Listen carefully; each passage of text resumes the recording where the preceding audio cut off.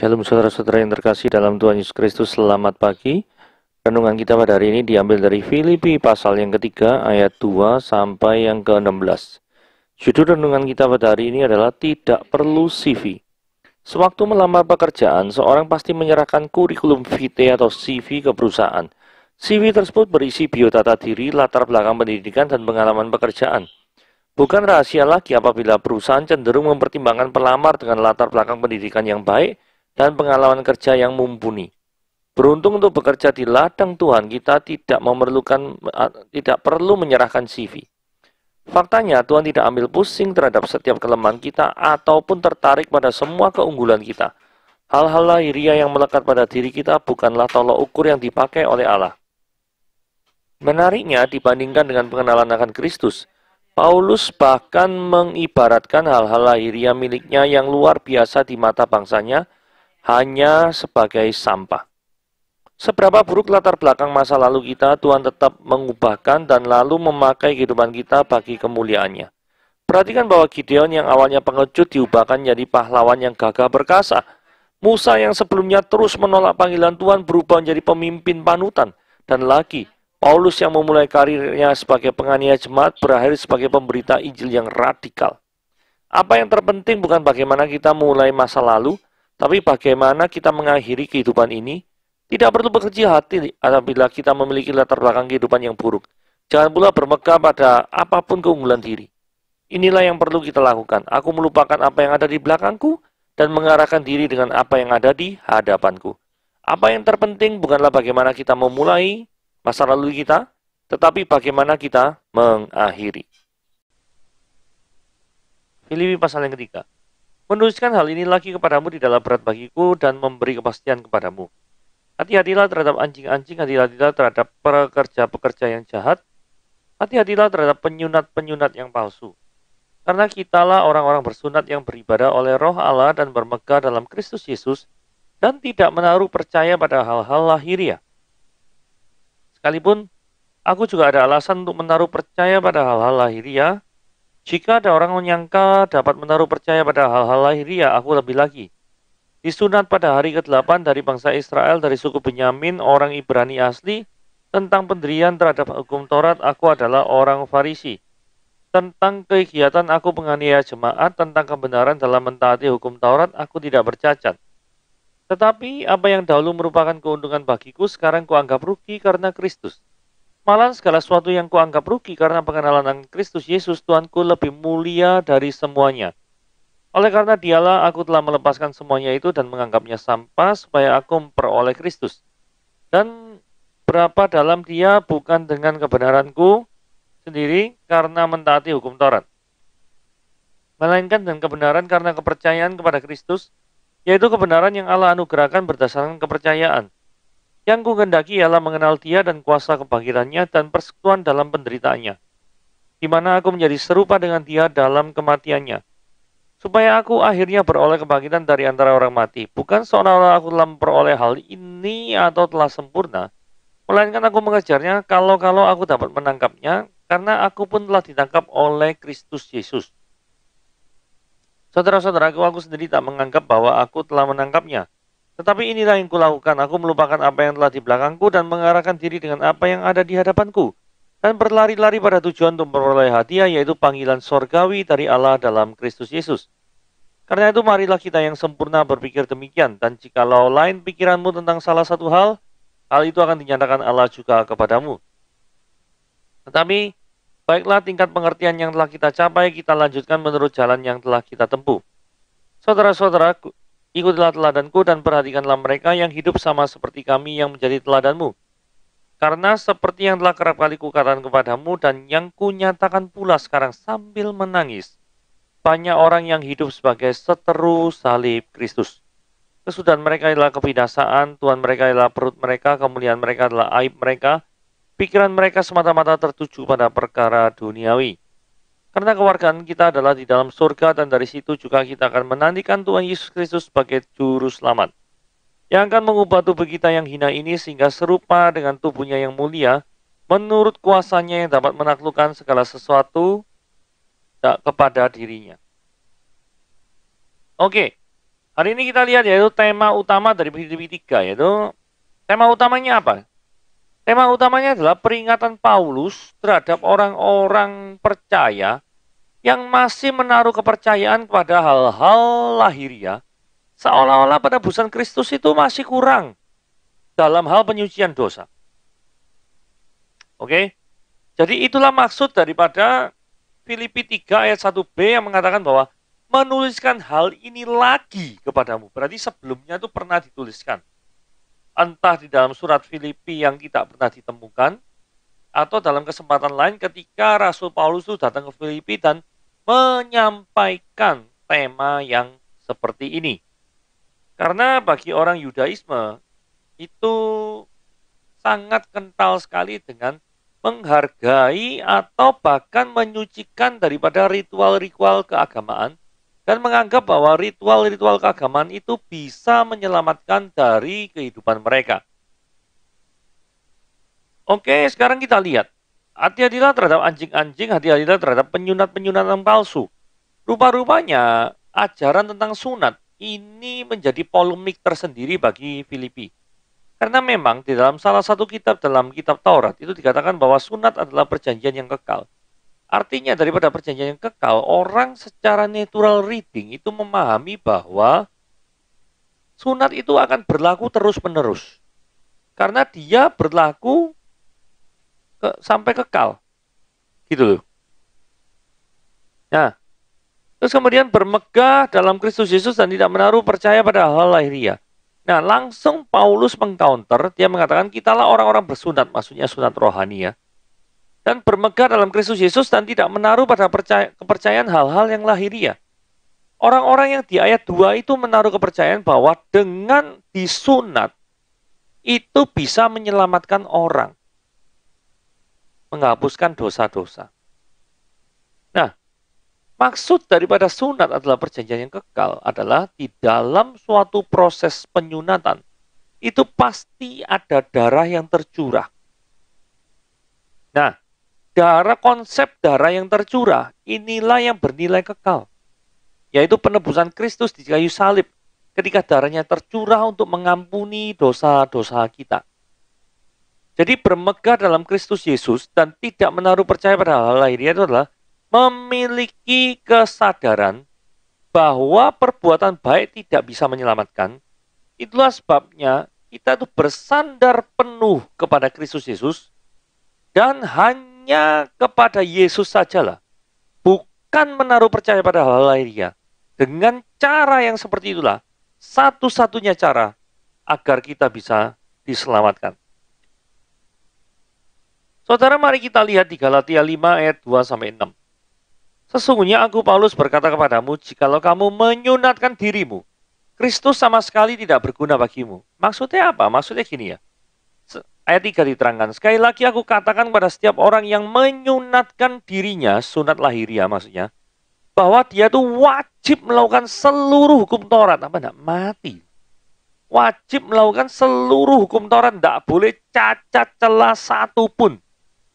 Itu sama saja kalau digambarkan dengan proses produksi itu hasil baiknya, efisiensinya itu 100%. Tidak boleh ada cacat sedikit pun, tidak boleh ada reject. Kira-kira mungkin tidak ya, adakah mesin di dunia ini yang sempurna, yang menghasilkan suatu produk yang tanpa cacat dari adanya mesin ini sampai nanti akhir zaman mungkin ya. Lifetime-nya seperti itu jauhnya. Memang mungkin ya. Gak mungkin bukan? Ayat 4 dikatakan, kamu lepas dari Kristus jikalau kamu mengharapkan kebenaran oleh karena hukum Taurat. Kamu hidup di luar kasih karunia karena untuk apa menerima kasih karunia kalau memang engkau bisa melakukan kebenaran dalam hukum Taurat? Kan begitu. Fakta bahwa adanya kasih karunia itu menunjukkan bahwa keselamatan melalui hukum Taurat itu tidak mungkin. Sebab oleh roh dan karena iman, kita menantikan kebenaran yang kita harapkan. Sebab bagi orang-orang yang ada di dalam Kristus Yesus, hal bersunat dan tidak bersunat tidak memiliki suatu arti yang penting. Hanya iman yang bekerja oleh kasih. Oke, sekarang ayat keempat dan 5 itu menceritakan kondisi lahirnya Paulus ya. Jadi Paulus ini berandai-andai. Bukan berandai-andai ya, berarti kesaksian masa lalu lebih tepatnya. Dia ngomong gini, sekalipun aku juga punya alasan untuk menaruh hal-hal percaya pada hal-hal lahiriah. Jika ada orang lain menyangka bahwa dapat menaruh percaya pada hal-hal lahiriah, aku lebih lagi. Paulus mengaku gini, disunat pada hari ke-8. Artinya, Paulus adalah orang Yahudi murni. Karena kalau ada orang Yahudi yang tidak murni, itu maksudnya gini ya. Itu disebut dengan namanya kaum Yahudi proselyt. Kaum Yahudi proselyt itu adalah orang yang bukan Yahudi, tapi memeluk agama Yahudi. Itu disebut orang proselit. Nah, kalau namanya menganut agama Yahudi, berarti kan pada waktu dia dewasa toh. Kan tidak mungkin pada hari yang ke-8 orang bukan Yahudi itu kemudian disunat gitu kan, tidak mungkin. Jadi fakta bahwa Anda itu disunat pada hari ke-8 itu menunjukkan Anda itu orang Yahudi asli. Terus dari bangsa Israel. Kenapa kok ini perlu dijelaskan? Ya karena untuk menunjukkan bahwa dia itu benar-benar keturunan orang Israel dari suku Benyamin. Bukan dari bangsa asing, mama papanya bangsa asing, kemudian jadi proselit.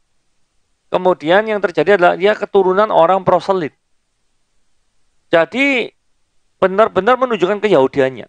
Apalagi dia berkata, orang Ibrani asli, maksudnya bisa berbahasa Ibrani dengan fasih. Tentang pendirian terhadap hukum Taurat, aku orang Farisi. Artinya, suatu aliran keagamaan yang sangat ketat sekali dalam hal menjalankan hukum Taurat. Jadi, mau menaruh kepercayaan penuh terhadap hal lahiriah, Paulus tidak kalah, men. Tetapi Paulus ngomong gini, tetapi apa yang dahulu merupakan keuntungan bagiku. Kan menaati hukum Taurat tanpa cacat itu kan kebanggaan. Ya. Firman Tuhan ngomong gini, sekarang ku anggap rugi karena Kristus. Wah, ini luar biasa ya. Jadi ada suatu perbedaan cara pandang. Terus dia ngomong gini, malahan segala sesuatu yang ku anggap rugi karena pengenalan akan Kristus lebih mulia daripada semuanya itu. Oleh karena dialah aku telah melepaskan semuanya itu yang dulunya dianggap berharga itu. Dan menganggapnya sampah supaya aku beroleh Kristus. Saudara, apa yang saudara anggap berharga di masa lalu ketika saudara mulai belajar mengenal Kristus? Maka sesuatu yang sangat berharga itu sirna maknanya. Saudara renungkan baik-baik ya, apa ya itu ya? Saya yakin pasti ada. Kalau mau sharing diri saya sendiri, saya dulu adalah penggemar musik rock. Saya ini selalu merekam musik rock gitu ya toh. Pada waktu belajar, karena dulu kan kaset mahal, jadi saya buat kayak semacam rekaman gitu ya toh. Rekam di untuk koleksi pribadi, bukan untuk diperjualbelikan ya. Untuk koleksi pribadi, rekam di radio-radio yang disiarkan itu ya. Itu dulu sekali. Nah, kemudian saya juga suka menyanyikan lagu-lagu rock. Terutama ketika saya belum kuliah, waktu itu SMA, saya suka melakukan hal-hal seperti itu. Nah, sampai suatu saat, ada orang yang berkata demikian, kamu ini anak Tuhan kok, senangannya kok musik rock sih. Kok jadi batu sandungan ya? Saya berpikir demikian. Karena memang image rock tahun 90-an, 80-an itu kan memang 80-an lebih tepatnya ya. 90-an agak beda genrenya. Itu adalah klasik rock lah, senangan saya itu ya. Jadi kok malah seneng musik rock, tapi kok jadi batu sandungan ya? Terus saya ini punya cita-cita jadi pemain kayak gitaris kayak seperti Slash, Joey Malmsteen gitu ya. Pokoknya yang rocker-rocker zaman tahun 80-an ya. Dan suatu saat saya ini pengen belajar gitar. Nah kemudian ada seorang yang mengatakan bahwa oke, kalau kamu pengen tahu belajar gitar ya belajarlah lagu-lagu rohani. Karena melalui lagu-lagu rohani itu biasanya kunci-kuncinya itu mudah. Kalau lagu-lagu duniawi agak susah. Jadi kalau mau belajar, maka belajarlah lagu rohani. Kemudian suatu saat saya masih ingat saya lagunya ya. Saya mencoba lagunya In Moment Like This, I Feel Love the Song. Gitu ya. Saya agak lupa syairnya gimana, tapi lagunya judulnya In Moment Like This. Itu lagu pertama yang saya ya lumayan bisa untuk gitarannya.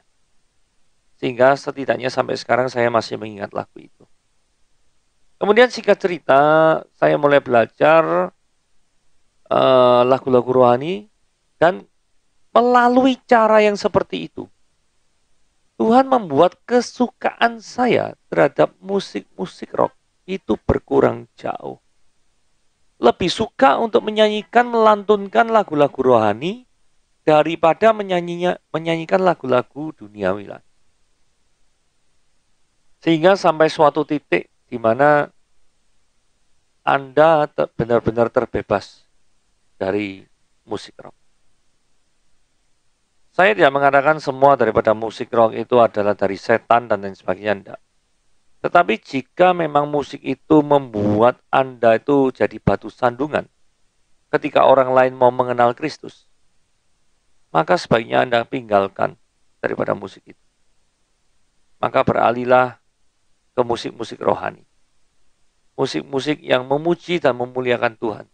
Dan ketika orang mendengar, orang itu akan bertobat dan mengenal Kristus. Saya pernah lihat kesaksiannya dari seorang artis terkenal namanya Kiki Fatmala. Dia juga bertobat, menerima Yesus. Jalan masuknya melalui mendengar lagu rohani di rumah temannya. Waktu sedang suntuk dan lain sebagainya. Saudara, inilah adalah salah satu cara yang Tuhan gunakan. Bagaimana Tuhan ketika seorang itu mengenal Tuhan, maka orang itu akan diubahkan oleh dia. Menganggap bahwa yang lama sudah berlalu, sedangkan yang baru itu sudah datang. Nah, ayat 9 itu bicara melalui pembenaran justification only by faith alone. Not through good deeds. Bukan melalui perbuatan baik. Karena perhatikan baik-baik ayatnya. Ini ayat indah sekali ya. Filipi 3 ayat 9-nya. Dan berada di dalam dia bukan dengan kebenaranku. Karena menaati hukum Taurat. Berarti artinya bersekutu dengan Tuhan. Itu jalan menuju ke sana itu bukan menaati hukum Taurat. Bukan. Melainkan dengan kebenaran karena kepercayaan kepada Kristus. Jadi true faith in Christ. Yaitu kebenaran yang Allah anugerahkan. Bukan diusahakan oleh manusia. Tapi Allah yang menganugerahkan berdasarkan kepercayaan. Saudara, saya suka sekali ayat 9 ini ya. Karena Filipi 3 ayat 9 ini menunjukkan bahwa pengenalan akan Tuhan itu ada bukan karena usaha manusia. Karena usaha manusia itu adalah pengen sesungguhnya itu untuk menyenangkan dirinya sendiri. Tidak ada suatu motivasi yang tulus untuk mengenal Tuhan. Tidak ada. Yang ada adalah untuk mementingkan diri sendiri. Tetapi sini puji Tuhan bahwa kita datang kepada Tuhan. Itu karena apa? Kebenaran yang Tuhan anugerahkan. Jadi kita jadi benar. Itu karena Tuhan itu menganugerahkan. Tuhan memberi. Kita sendiri tidak mampu untuk menjadi benar. Karena dasar daripada manusia, natur daripada manusia, itu adalah berdosa. Sehingga tidak mungkin manusia itu bisa dibenarkan melalui perbuatan baik. Nah, yang kukehendaki adalah mengenal Dia dan kuasa kebangkitannya dan bersekutu dalam penderitaannya, di mana aku menjadi serupa dengan Dia di dalam kematiannya. Saudara, dahulu Paulus itu pengen membunuh sebanyak-banyaknya pengikut Kristus. Benar ya? Tapi sekarang keinginan Paulus adalah mendapatkan jiwa sebanyak-banyaknya untuk Kristus. Jadi ketika seorang itu pengenalan Kristus, maka ada keinginan yang diubahkan. Pertanyaannya, saudara ada berubah nggak keinginannya sebelum dan sesudah terima Yesus? Saudara ada perubahan paradigma nggak? Cara berpikir sebelum dan sesudah saudara mengenal Kristus. Saya harap saudara ada perubahan. Karena orang bisa menilainya bahwa Anda bisa berubah. Dengan cara pandang saudara, cara pikir saudara, cara Anda berbicara, cara Anda untuk menanggapi sesuatu itu pasti berubah semua. Sama seperti Paulus. Ketika Paulus hidupnya untuk membunuh para pengikut Kristus sebelum mengenal Kristus. Tapi setelah mengenal Kristus, dia mencari sebanyak-banyaknya orang untuk menjadi pengikutnya. Bukankah ini berubah 180 derajat? Nah, kita loncat 7 ayat ke ayat 7. Karena saya ingin mengontraskan bahwa orang yang benar-benar percaya kepada Tuhan dengan orang yang tidak percaya. Saudara-saudaraku, ikutlah teladanku dan perhatikanlah mereka yang hidup sama seperti kami yang menjadi teladanmu. Paulus itu mengajak orang-orang di Filipi untuk hidup meneladani dirinya. Saudara, saya waktu membuat renungan hari ini itu berpikir, berani enggak ya? Kita tuh ngajak orang lain untuk hidup meneladani daripada kehidupan kita. Berani enggak ya? Kita mungkin berpikir, waduh kayak gitu kan kesannya sombong gitu ya. Sebenarnya kalau pikir-pikir enggak ya. Maksudnya mengajak orang lain untuk memiliki satu visi dengan kita. Yaitu to glorify our Lord and enjoy Him forever. Jadi untuk memuliakan Dia dan menikmati Tuhan selama-lamanya.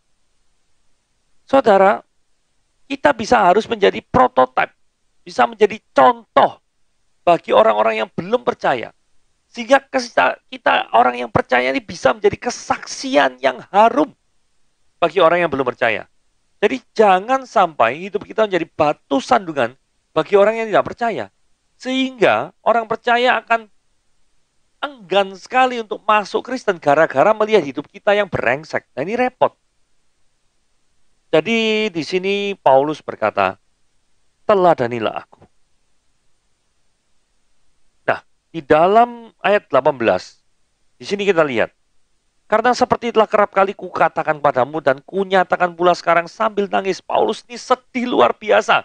Sambil nangis nulis surat ini. Kenapa kok sambil nangis? Apa yang membuat Paulus nangis? Itu adalah ayat yang ke-18C ini. Banyak orang yang hidup sebagai apa? Seteru atau musuh salib Kristus. Saudara, apa yang membuatmu sedih dalam hidupmu? Belum punya pacar sedih? Ya mungkin. Belum punya jodoh sedih? Ya mungkin. Saudara, apa yang membuatmu sedih? Hari ini kita belajar, yang membuat Paulus sedih itu adalah ketika dia melihat ada banyak orang yang menjadi musuh salib Kristus.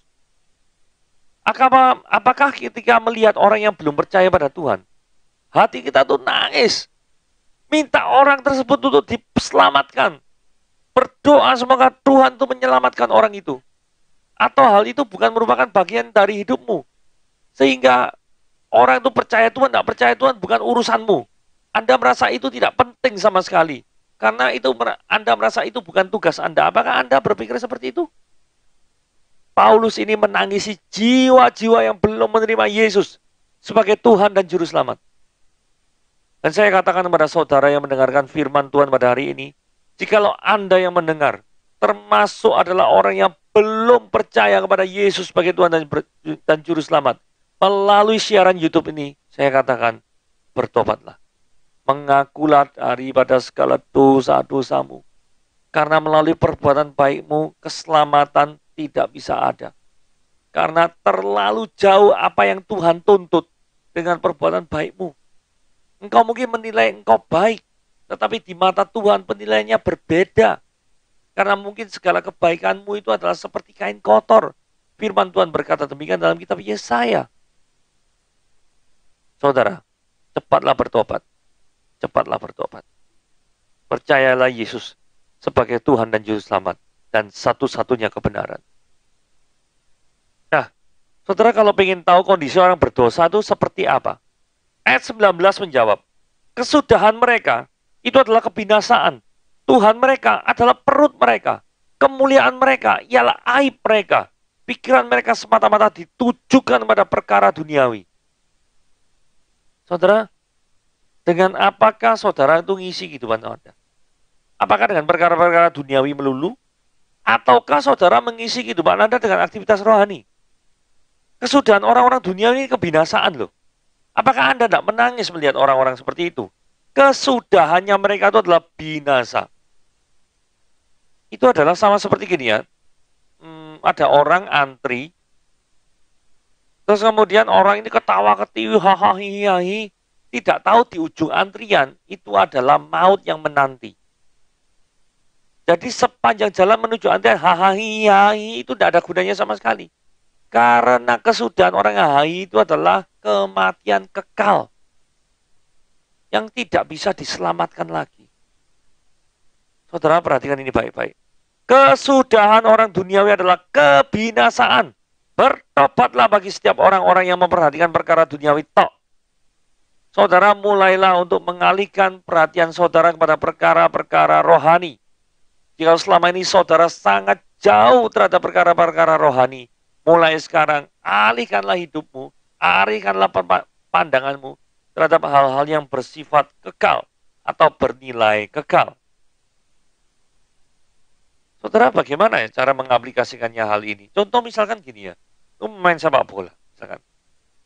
Seorang pemain bertahan itu ingin mempertahankan wilayahnya. Pertanyaannya adalah, apakah dia mempertahankan dengan segala cara termasuk menghalalkan, misalkan, narik baju daripada striker, kemudian tackling tidak karu-karuan. Saudara, kalau Anda melakukan seperti itu dan wasit melihat, kira-kira apa yang wasit lakukan terhadap Anda yang main dengan sebrutal itu? Ya pasti kartu merah tuh ya. Kalau di kartu merah yang terjadi apa? Anda merugikan satu tim. Padahal mungkin Anda merasa bahwa, aku ini sudah berusaha sekuat tenaga untuk tim loh, ngawur aja. Berusaha sekuat tenaga itu dengan cara yang benar. Bukan cara pokoknya menghalalkan segala cara. Pokoknya intinya pokoknya tidak boleh kebobolan. Seperti itu. Kalau seperti itu, berarti Anda adalah orang yang tidak mengenal Tuhan. Karena Tuhan tidak pernah menghalalkan segala cara untuk mencapai suatu tujuan. Tidak pernah. Kalau seperti itu. Tapi menggunakan cara-cara yang Tuhan izinkan untuk mencapai tujuan. Jadi tidak boleh ngawur aja. Nah, 2021 sebagai penutup adalah merindukan tubuh kebangkitan. Karena kewargaan kita itu memang bukan dari dunia ini, tapi di dalam surga. Kalau kewarganegaraan kita itu adalah warga negara surga, itulah sebabnya yang menjelaskan kenapa hati kita yang pengen hidup benar, itu pasti merasa ada gangguan, penderitaan, tekanan dari pihak-pihak yang tidak suka akan kekristenan. Kenapa? Karena warga negara kita bukan di sini, bro. Warga negara kita itu adalah di surga. Dikatakan di sini, dari situ kita menantikan Yesus Kristus sebagai Tuhan dan Juru Selamat. Nah, ini tubuh kebangkitan maksudnya gini ya. Yang mengubah tubuh kita yang hina ini, yang penuh kutuk, yang penuh dosa, sehingga serupa dengan tubuhnya yang mulia. Tubuhnya yang mulia itu pernah dia tunjukkan pada waktu Yesus menampakkan diri 40 hari. Menurut kuasanya yang dapat menaklukkan segala sesuatu kepada dirinya. Jadi artinya ada suatu kerinduan untuk bersekutu selalu kepada Yesus. Yang adalah juru selamat kita. Saudara rindu enggak? Senantiasa. Pengen selalu dekat sama Tuhan. Pengen selalu bicara dengan hal-hal rohani. Saudara, kalau itu tidak menjadi kebiasaan saudara, maukah di tahun 2021 ini, mumpung ini masih bulan April, untuk mengubah daripada segala paradigma Anda, menjadi orang yang suka berbicara dengan hal-hal rohani, suka untuk menunjukkan pikiran kita kepada hal-hal rohani. Sekian firman Tuhan kita pada hari ini. Tuhan Yesus memberkati.